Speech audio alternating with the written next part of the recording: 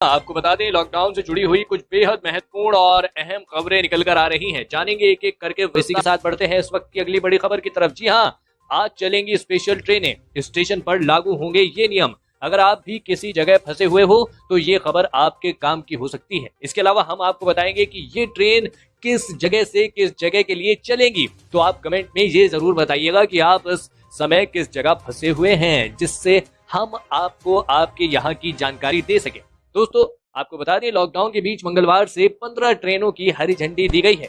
जी हाँ, ये 15 ट्रेन नई दिल्ली रेलवे स्टेशन से चलेंगी। इनके लिए बुकिंग सोमवार शाम 4 बजे से शुरू होनी थी, लेकिन बुकिंग शुरू नहीं हो पाई और यात्रियों को निराशा हाथ लगी। यूजर्स की परेशानी को देखते हुए IRCTC ने एक ट्वीट किया, जिसमें कहा गया कि बुकिंग जल्द शुरू होगी। जी हाँ, IRCTC ने अपने ट्वीट में लिखा, स्पेशल ट्रेन की जानकारी सिस्टम में अपलोड की जा रही है, बुकिंग जल्द शुरू होगी। आपको बता दें कि कोरोना वायरस का कहर बढ़ता ही जा रहा है। देश भर में 17 मई तक लागू के बीच सरकार ने कुछ यात्री ट्रेनों के परिचालन का फैसला किया है। जी हाँ, आप लोगों की जानकारी के लिए बता दें कि मंगलवार यानी 12 मई से भारतीय रेलवे 15 शहरों के लिए ट्रेनों का परिचालन शुरू करेगी। अगर आप भी किसी जगह फंसे हुए हैं तो उस जगह का नाम और अपना नाम कमेंट करके जरूर बताइए। इसके अलावा आपको बता दें कि इन राज्यों में पहुंची अब तक 363 ट्रेनें। जो 363 रेलगाड़ियां अपने गंतव्य स्थल पर पहुंची हैं, उनमें आंध्र प्रदेश 1 रेलगाड़ी, बिहार 100 रेलगाड़ियां, हिमाचल प्रदेश 1 रेलगाड़ी, झारखंड 22 रेलगाड़ियां और मध्य प्रदेश यहाँ पर 30 रेलगाड़ियां। उड़ीसा की बात करें तो यहाँ पर 25 रेलगाड़ियां, वहीं राजस्थान में 4 रेलगाड़ियां, तेलंगाना 2 रेलगाड़ियां, उत्तर प्रदेश 172 और पश्चिम बंगाल 2 रेलगाड़ियां, वहीं तमिलनाडु 1 रेलगाड़ी शामिल है। जी हाँ दोस्तों, आपको बता दें कि इसी के साथ बढ़ते हैं इस वक्त की अगली बड़ी खबर की तरफ। जी हाँ, लॉकडाउन में 17 मई के बाद मिल सकती है डील। पीएम मोदी ने मुख्यमंत्रियों के साथ बातचीत में रखी राय। सूत्र, क्या फिर से बढ़ेगा लॉकडाउन? जानेंगे पूरी खबर विस्तार से। दोस्तों, आपको बता दें, प्रधानमंत्री नरेंद्र मोदी ने सोमवार को सभी मुख्यमंत्रियों से कोरोना वायरस को लेकर 5वीं बार वीडियो कॉन्फ्रेंसिंग के जरिए बात की। प्रधानमंत्री ने इस बैठक में कहा कि सरकार को आगे बढ़ने के बारे में सोचना होगा और समग्र दृष्टिकोण के बारे में बात करनी होगी। प्रधानमंत्री मोदी ने कहा कि इस पूरी लड़ाई में पूरे विश्व ने ये माना है कि हम कोविड-19 के साथ लड़ाई में सफल रहे हैं। राज्य सरकारों ने इस लड़ाई में अहम भूमिका निभाई है। उन्होंने अपनी जिम्मेदारी समझी और इस खतरे से लड़ने के लिए अहम भूमिका निभाई है। प्रवासी श्रमिकों को लेकर प्रधानमंत्री मोदी ने कहा, हम परेशान हैं कि लोग जहां हैं उन्हें वहीं रहना चाहिए, लेकिन ये सामान्य मानव का व्यवहार है कि वो अपने घर जाना चाहता है और इसीलिए हमने अपने फैसले में बदलाव किया। इसके बावजूद हमने ये सुनिश्चित किया कि ये बीमारी फैले नहीं और गांव तक नहीं पहुंचे। यही हमारे लिए बड़ी चुनौती भी है कि सरकार को इस लॉकडाउन को हटा देना चाहिए। अपनी राय कमेंट में जरूर बताइएगा। इसी के साथ बढ़ते हैं इस वक्त की अगली बड़ी खबर की तरफ। जी हाँ, पीएम मोदी की मुख्यमंत्रियों के साथ बैठक जारी। पंजाब की मांग, लॉकडाउन बढ़ाया जाए। तमिलनाडु और तेलंगाना ने कहा, अभी ट्रेनें ना चलें। दोस्तों, आपको बता दें, प्रधानमंत्री नरेंद्र मोदी ने सोमवार को सभी राज्यों के मुख्यमंत्रियों के साथ वीडियो कॉन्फ्रेंसिंग की। इस पर लॉकडाउन और प्रवासी मजदूरों के मुद्दे पर चर्चा हुई। इस दौरान तमिलनाडु के मुख्यमंत्री और तेलंगाना के मुख्यमंत्री के चंद्रशेखर राव ने कहा कि अभी यात्री ट्रेनें नहीं चलनी चाहिए। जी हाँ, पंजाब के मुख्यमंत्री अमरिंदर लॉकडाउन बढ़ाने के पक्ष में थे। उन्होंने कहा कि लॉकडाउन से बाहर जाने के लिए रणनीति बनाने के लिए राज्यों को वक्त दिया जाना चाहिए। इससे पहले प्रधानमंत्री नरेंद्र मोदी ने कहा कि हमने लोगों से कहा था कि वे जहां पर हैं वहीं पर रुकें, पर लोग अपने घर जाना चाहते हैं। ये इंसानी फितरत है। इसके चलते हमें अपने फैसले बदलने पड़े, लेकिन इसके बावजूद हमें ध्यान रखना है कि संक्रमण ना फैले और गांव तक ना पहुंचे।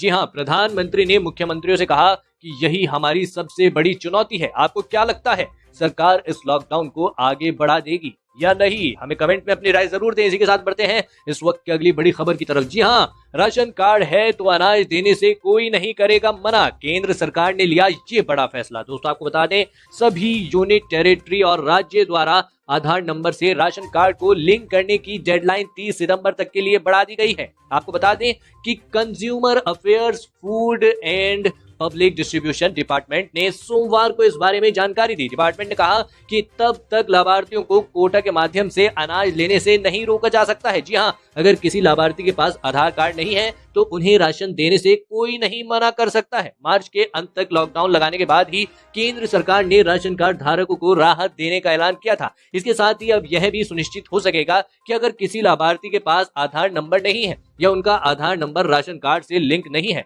फिर भी उन्हें इस स्कीम के तहत लाभ मिल सके। क्या आपको आपके यहाँ राशन मिल रहा है? कमेंट में जरूर बताइएगा। इसी के साथ बढ़ते हैं इस वक्त की अगली बड़ी खबर की तरफ। जी हाँ, ट्रेन में यात्रियों को अब नहीं मिलेगा खाना, कंबल और तौलिया भी। जी हाँ, जाने 12 मई से रेलवे के नए नियम। दोस्तों आपको बता दें, भारतीय रेलवे ने 12 मई से करीब 30 ट्रेनों को चुनिंदा मार्गों पर चलाने की घोषणा की है। इनमें कुछ वातानुकूलित ट्रेनें भी शामिल होंगी। रेलवे ने इन ट्रेनों को लेकर कुछ नए दिशा निर्देश जारी किए हैं, जिसमें कम से कम 1.5 घंटे पहले रेलवे स्टेशन पहुंचना शामिल है। दोस्तों आपको बता दें, रेलवे ने मंगलवार को कहा कि 12 मई से शुरू होने वाले ट्रेनों में यात्रियों के लिए रेलवे की ओर से पहले की तरह चादर, तौलिया, सामान्य भोजन, पानी आदि मुहैया नहीं कराया जाएगा। जी हाँ, फिलहाल यात्रियों को सिर्फ डिब्बा बंद भोजन और हैंड सैनिटाइजर उपलब्ध कराया जाएगा। भारतीय रेल का कहना है कि सभी यात्रियों के लिए मास्क पहनना अनिवार्य होगा। चुनिंदा मार्गों पर 15 जोड़ी ट्रेनें यानी अप एंड डाउन मिलाकर 30 ट्रेनें चलाई जाएंगी और इन विशेष ट्रेनों में सिर्फ वातानुकूलित श्रेणी के डिब्बे होंगे। किराया सामान्य राजधानी ट्रेन के अनुरूप होगा। दोस्तों आपको बता दें, सरकार द्वारा उठाए गए इस कदम पर आपकी क्या राय है? कमेंट में जरूर बताइएगा। इसी के साथ बढ़ते हैं इस वक्त की अगली बड़ी खबर की तरफ। जी हाँ, पीएम मोदी से बोले केजरीवाल, दिल्ली में कंटेनमेंट जोन छोड़कर आर्थिक गतिविधियों की मिले इजाजत। दोस्तों आपको बता दें, राजधानी दिल्ली के मुख्यमंत्री अरविंद केजरीवाल ने प्रधानमंत्री नरेंद्र मोदी की मुख्यमंत्रियों के साथ हुई बैठक में कहा है कि दिल्ली में कोविड-19 के कंटेनमेंट क्षेत्रों को छोड़कर अन्य जगह पर आर्थिक गतिविधियों की अनुमति मिलनी चाहिए। आपको बता दें कि दिल्ली में इस समय कंटेनमेंट जोन की संख्या करीब 80 है। हालांकि कुछ दिन पहले इसकी संख्या 100 के पार पहुंच गई थी। आपकी क्या राय है? लॉकडाउन में किस तरह का छूट मिलनी चाहिए? जी हाँ, इसी के साथ बढ़ते हैं इस वक्त की अगली बड़ी खबर की तरफ। जी हाँ, कंस्ट्रक्शन उद्योग से जुड़े 40,000 मजदूरों के खाते में मई में फिर इतने रुपए देगी केजरीवाल सरकार। दोस्तों आपको बता दें, दिल्ली के सीएम अरविंद केजरीवाल ने कंस्ट्रक्शन मजदूरों को इस महीने एक बार फिर से 5,000 रुपए देने का ऐलान किया है। आपको बता दें, पिछले 1.5 महीने से भी ज्यादा समय से निर्माण कार्य में लगे ये मजदूर बेरोजगार हैं। इसी को ध्यान में रखते हुए दिल्ली सरकार ने लगातार दूसरे महीने इन मजदूरों को 5,000 रुपए देने की घोषणा की है। दोस्तों आपको बता दें, दिल्ली के श्रम मंत्री गोपाल राय ने कहा है कि इसके लिए ऑनलाइन रजिस्ट्रेशन प्रक्रिया 15 मई से शुरू की जाएगी। दिल्ली सरकार का दावा है कि इस योजना से करीब 40,000 मजदूरों को फायदा होगा। इससे पहले मार्च महीने में लॉकडाउन के बाद मुख्यमंत्री अरविंद केजरीवाल ने निर्माण कार्य में लगे मजदूरों को 5,000 रुपए देने का ऐलान किया था। क्या आपको सरकार की ऐसी किसी योजना में पैसा बैंक में मिला है? कमेंट में जरूर बताइएगा। इसी के साथ बढ़ते हैं इस वक्त की अगली बड़ी खबर की तरफ। जी हाँ, गृह मंत्रालय का निर्देश, अब 10 दिन तक बुखार न आने पर 17 दिन में खत्म कर सकते हैं क्वारंटाइन। दोस्तों आपको बता दें, केंद्र सरकार ने सोमवार को कोरोना वायरस के हल्के लक्षण और बिना लक्षण वाले मरीजों के लिए क्वारंटाइन के लिए नए दिशा निर्देश जारी किए हैं। अब जांच के लिए नमूने देने की तारीख जिनमें लक्षण नहीं दिखे हैं उनके लिए 17 दिन बाद कोरोना वायरस की जांच कराए बिना अपना क्वारंटाइन समाप्त कर सकते हैं। जी हाँ, अगर उन्हें 10 दिन में बुखार नहीं आया हो तभी। जी हाँ दोस्तों, आपको बता दें,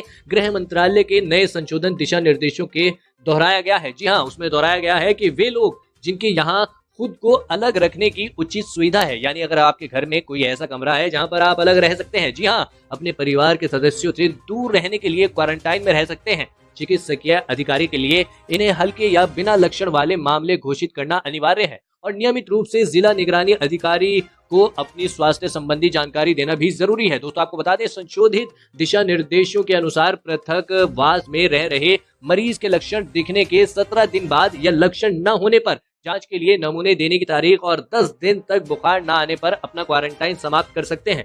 आपकी इस पर क्या राय है? हमें कमेंट में जरूर बताइएगा। इसी के साथ बढ़ते हैं इस वक्त की अगली बड़ी खबर की तरफ। जी हाँ, क्या कोरोना वायरस से बच सकती है आयुर्वेदिक दवा फीफाट्रॉल? जी हाँ, जानिए पूरी खबर विस्तार से। दोस्तों आपको बता दें कि कोरोना वायरस से लड़ने के लिए हाल ही में जारी तत्वों की सूची में विशेषज्ञों ने जिन करीब 200 तकनीकों और अनुसंधान गतिविधियों का मूल्यांकन किया है, उनमें रोग प्रतिरोधक क्षमता बढ़ाने वाली आयुर्वेदिक औषधि फीफाट्रॉल का भी उल्लेख है। दोस्तों आपको बता दें कि सरकार द्वारा संचालित राष्ट्रीय अनुसंधान विकास निगम ने कोविड-19 से लड़ने के लिए भारतीय तकनीकों का सार संग्रह तैयार किया है, जिसमें घातक वायरस के संक्रमण से मुकाबले के लिए 200 देसी तकनीकों के स्तर तथा सरकार द्वारा किए जा रहे अनुसंधान कार्यों और प्रयासों की जानकारी है। इसके मुताबिक स्वास्थ्य विशेषज्ञों ने सुझाया है कि शरीर की रोग प्रतिरोधक क्षमता बढ़ाने से संक्रमण के असर को कम करके रोग से उबरने में मदद मिल सकती है। दोस्तों, आपको क्या लगता है इस महामारी का वैक्सीन कब तक बनकर तैयार होगा? इस पूरी खबर पर आप अपनी राय हमें कमेंट में जरूर दीजिए।